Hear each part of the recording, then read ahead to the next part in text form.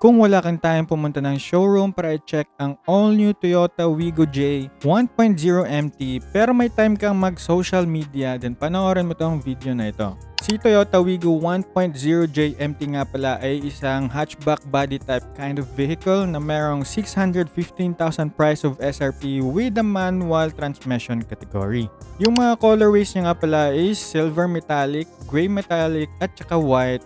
Pero if other variants yung pag-uusapan natin, meron tayo ditong J, E at saka G. Bale, si J mga bossing is ang manual transmission na mas pag-uusapan natin. Tapos sa E naman is tatlong colorways na siya. Tapos CVT na or automatic yung kanyang transmission. Tapos si G naman is ang kanyang parang top of the line, which is if makikita mo dito sa kanilang safety, mas madaming specs na nailalagay sa safety dito si G over the E and kay J.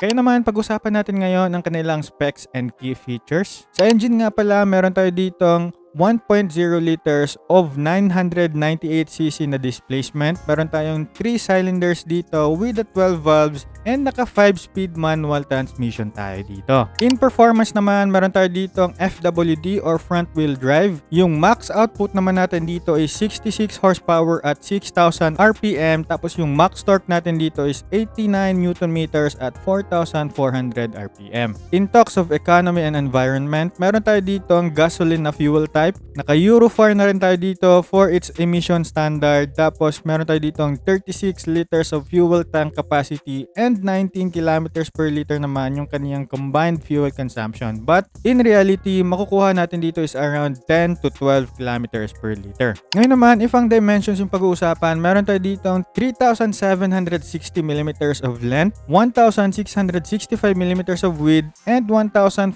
millimeters naman ang kanyang height. Yung wheelbase niya nga pala is 2,525 mm. Tapos yung kanyang turning circle is 5 meters. Tapos yung ground clearance naman is 160 mm. Trunk capacity niya nga pala sa likod is 276 liters. And ang number of doors niya dito is 5. Kasi nga naka-hatchback siya. And lastly, ang kanyang number of seats is 5. So pwede dito makaupo ng 5 tao. Ngayon naman, pag-usapan na natin ang kanilang features. Makikita natin dito wala tayong masyadong features dito pero napaka-straightforward nang naibibigay ng sasakyang ito. Kaya naman, pag-usapan natin agad. Wala itong cruise control, wala itong front parking sensors, rear parking sensors, at saka leather upholstery. Wala rin tayo ditong push start mga bossing kasi wala itong keyless entry. Pero meron naman tayo ditong wheel size of 14-inch na gulong. Yung wheels metal type niya naman is alloy pero I think hubcap yung para sa J na variant. Tapos yung air conditioning system niya naman is naka manual climate control. And yung entertainment system niya naman is naka 1DIN audio system. So wala tayo dito yung parang infotainment screen na parang tablet. So you have to think of it if you're considering this vehicle. Pero meron naman tayo ditong connectivity na AM, FM, USB at saka Bluetooth. Wala rin din tayo ditong navigation system na ready. Wala tayo ditong roof rack, walang sunroof at saka wala rin tayo ditong electronic adjustable na seats. So mano-mano tayo dito which is for me medyo okay lang din naman. Pero ang magugustuhan mo dito is that meron na itong power steering, power windows, power outlet at saka yung kaniyang steering wheel audio control. So meron din naman tayo ditong mga controls galing sa ating manibela. Now, if ang pag-uusapan naman natin is ang technology, makikita natin dito na wala itong active park assist pero meron na tayo ditong hill start assist which is very nice. Wala itong all-wheel drive since it is a front-wheel drive. Wala rin tayo ditong tire pressure monitoring which is could have been a better feature na may bibigay sa atin. Pero ang nakaganda naman yan is that meron tayong mga tire pressure monitoring system na mabibili online, and if you're kind of interested of putting a tire pressure monitoring indicator sa mga sasakyan nyo, then ilalagay ko yung link dyan sa ibaba. Wala nga pala tayo ditong heads up display, wala tayo ditong power liftgate at saka stop start system. All in all, for the price that you're paying, I think napakadaming na ibibigay dito ni Toyota Wigo mga bossing pero if gusto nyo nang makita ang loob ng sasakyang ito, then itatransition ko na kayo sa walkthrough experience ko. So okay tayo dito for this Toyota Wigo 1.0J na manual transmission kasi makikita natin dito yung kaniyang side mirrors. Goods naman tayo tignan dito. Yung kaniyang tires naman, makikita natin dito that it is a good one din kasi naka-hubcaps na tayo dito. Pero if makikita mo, if you're a beginner or you're starting a family, gusto mo lang ng sasakyan na pwede mong gamitin sa pang-araw-araw na hindi ka maiinitan, I think isa talaga to sa magandang i-consider friend. Knowing that you're owning a Toyota vehicle and napakabago ng Toyota Wigo na to sa kanyang headlight. I think this is the first time I'm seeing this one in person and okay siya kasi may resemblance siya sa mga katulad ni Toyota Veloz. I think ito yata yung base model ni Toyota Wigo mga bossing And I guess this car talaga is a very great one if nagsisimula ka pa lang. And I think nakasakay na ako ng older version ng Toyota Wigo and the car itself, 5 kami nang sumakay dito. 2 sa harap, tapos 3 sa likod. And my height naman. My height is around 5'10" and weighing around 70 kilos. Tapos, nung nakaupo na ako, hindi ako naka-feel ng parang sikip. So, isa talaga yan sa napakagandang maipagyayabang dito ni Toyota Wigo. And if makikita nyo naman dito ang kanyang rear tail light, okay tayo dito because bago na yung kanyang rear tail light. Pero, I think mas nagustuhan ko yung previous niya na Toyota Wigo style na rear tail light. Tapos gusto ko naman yung kanyang headlight sa kanyang bago. So, sana gawa nila ng combination yun. So, subukan natin pumasok. And let's see if how it is. And I think babae yata yung nakasakay dito previously kaya medyo masikip yun. Inatras ko saglit. Pero if makikita mo, nakaupo na tayo ngayon. Again, I'm 5'10" and this is the most comfortable thing na ma-experience mo if ganito yung magiging POV mo kapag nakasakay ka na dito. So for the Toyota Wigo 1.0J na MT or manual transmission, I think makikita mo yung kaniyang overall display, dashboard. Impression natin dito, napaka-okay tayo dito.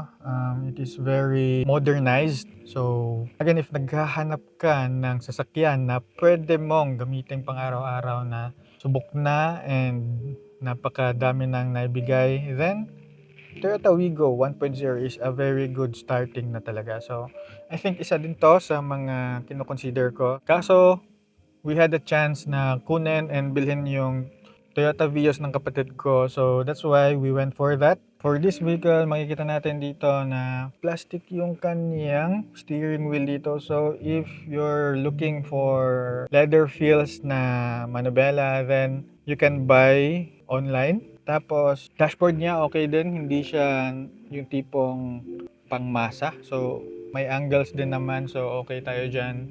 Especially dito sa mga aircon vents natin, makikita natin yan. We're goods there. Tapos, yan, meron din tayo isang controller system dito. Yung aircon vents natin, we have 4 vents tayo dito. Tapos, napaka straightforward kasi wala tayong infotainment system dito for this variant. Dito naman sa gitna, yung ating hazard switch. Meron tayo dito ang mga modes, Bluetooth, tapos, ayan. Meron na rin tayo ditong data connection, tapos dito naman yung ating charging port. We have a 12 volts, 120 watts. Meron naman tayo ditong dalawang cup holder, tapos ayan, manual na shift stick. This is very straightforward. Tapos dito naman yung ating handbrake. Yan, wala tayong cup holder dito. Yan, pwede natin lagyan ng coins dito if ano pa man. But wala siyang yung parang additional na pwede mo mapaglagyan. Isa din sa ating magugustuhan talaga dito is that naka-power windows na tayo dito. Hindi tayo yung naka-ikot-ikot. So, technology-wise, medyo hindi tayo dito makaka-feel na, oy, medyo luma yung nakuha natin na, yung gano'n na feeling. So, okay tayo dyan. Yung kanyang visor dito, yan, napaka-straightforward. No pockets.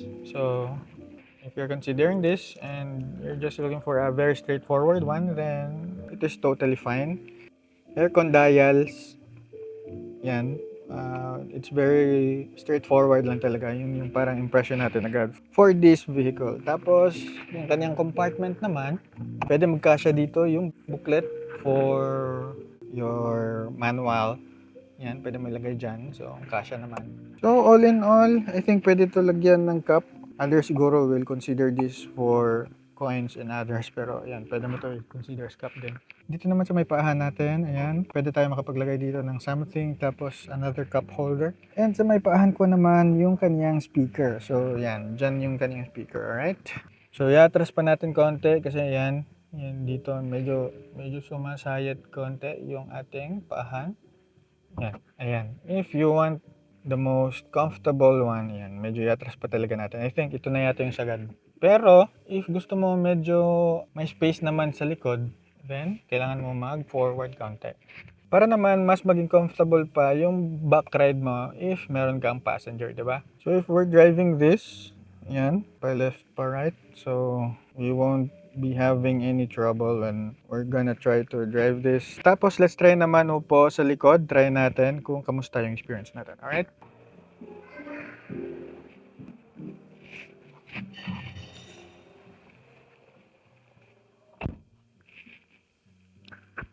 Okay, dito tayo ngayon sa likod. And I think ito yung parang middle na adjustment ko sa ating front seat.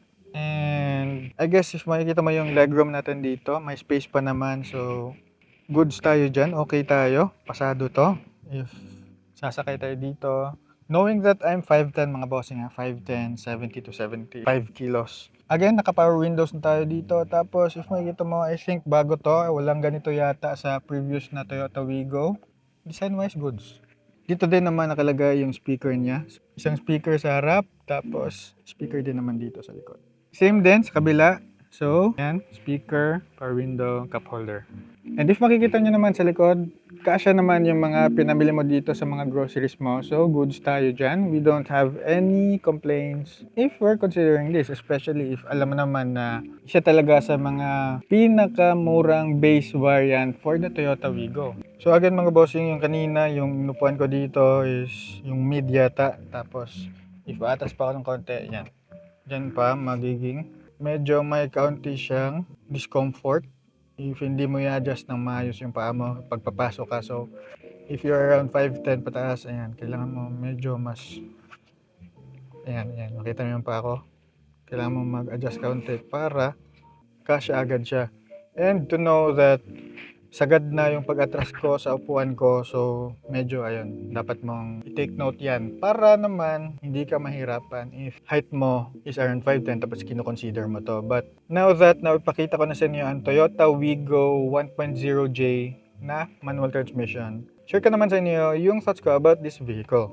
So for me mga bossing, after trying to experience this vehicle sa all-in-all nating pagkalikot at sa pag-try natin isakay itong unit na ito, I think the Toyota Wigo 1.0J is a good starter vehicle. But if I'll be considering this, I think I have to have a much capacity para adjust agad sa mga naipakita ko sa inyo kanina, especially yung sa legroom natin patungo sa steering wheel. So ayan, so kailangan mo talagang i-consider yan. And for me, around 5'10", 5'7", ayan, medyo I think mahaba lang siguro yung binti ko, kaya hindi ko masyadong makonsider agad tong vehicle na to. But the specs, the price, the experience dito, napaka-modern yung technologies niya, napaka-okay ng mga naibibigay niya dito. I think this is very respectable na to have this as a beginner vehicle. Especially if you're like me na naghahanap ng sasakyan after, experiencing mga motorcycles and medyo naiinitan na kayo sa pagmomotor lagi. Ayan, gusto niyo na lang mag-drive ng medyo na lalamigan din naman, yung cool-headed ka pag nagbabiyahe, then this vehicle talaga is a very good starter vehicle. So, ayan lang naman yung masasabi kong okay for this vehicle. Could have been lang talaga yung legroom natin. So, I think if Pinoy height average ka, lagi kung sinasabi yan, around 5'2", 5'3", 5'4", ayan, 5'6", 5'7", okay na okay talaga tong vehicle na to kasi hindi mo ma-experience yung na-experience ko. So, ayan. Meron din namang mga pros and cons talaga if you're on the Pinoy height average scale kasi napaka-komportable to para sa'yo si Toyota Wigo J 1.0 na manual transmission. Pero kayo ba mga bossing, okay ba sa inyo to as your first car? Maganda ba talaga to? Or baka mas may sulit pa sa mga pinaghirapan nyo? And if nagustuhan nyo yung mga ganitong klaseng videos mga bossing, you can follow me for more. Like this video na rin, make a comment down below if meron ka mga questions or suggestions na pwede natin pag-usapan dyan together with the community. You can always support me by purchasing helpful products dyan sa mga affiliate videos ko, and always remember lang to ride safe and see you in my next video.